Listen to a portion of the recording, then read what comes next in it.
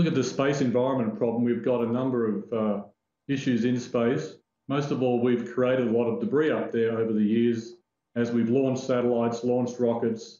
We have old satellites up there in orbit that are still lingering in orbit. They stay there for decades in low Earth orbit. They'll stay there for centuries in higher orbits. We have parts of rockets. So it's all in an environment where we need to better understand the issues in space and how the debris behaviour changes over time. It's something we really need to get a better understanding of.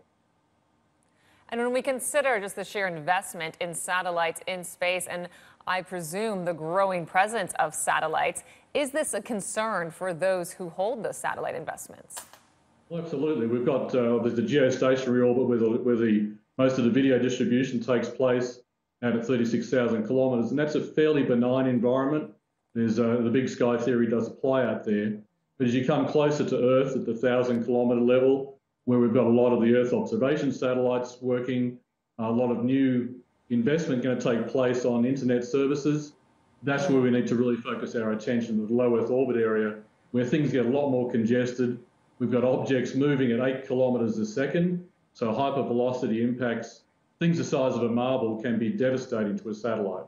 And we have collisions between debris objects, more and more debris is created. So it's a real issue for us to better understand and better model that environment. That's pretty astonishing if you say something the size of a marble can have a disruptive factor. I presume something the size of a marble is quite difficult to detect. So what are the solutions that you are employing when it comes to try to solve this problem of clutter up there? Here at the Space Environment Research Centre, we're focused more on trying to improve the accuracy of what we can measure and observe. So trying to detect smaller and smaller objects with greater accuracy. This will allow us to provide better warnings to operators that are actionable, so they'll know with more confidence that when we give them an alert to relocate their satellite or maneuver their satellite, that they'll be confident that that's an exercise that they can have confidence in and move their satellite accordingly.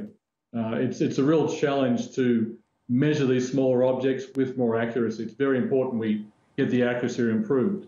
And that's why we're putting so much effort onto the research and the academic side of things to understand behaviour of objects and how they're going to move over time.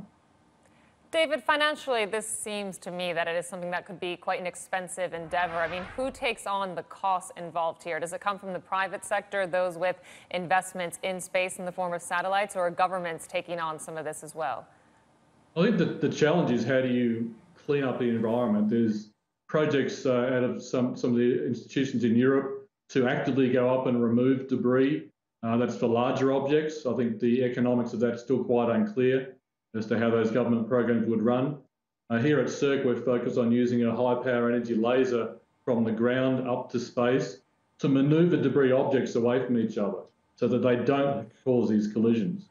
To do that, we've got to really understand the environment a whole lot better, what the objects are doing and how they're going to behave, and making sure that when we manoeuvre objects, we're not going to cause something worse down track. So the mathematics behind this is pretty significant to enable us to understand and model this a whole lot better. Hey everybody, it's Hadley Gamble from our new CNBC Middle East Bureau in Abu Dhabi. Thanks for stopping by. Now to watch more, you can try one of the videos that just popped up on your screen. And don't forget to subscribe.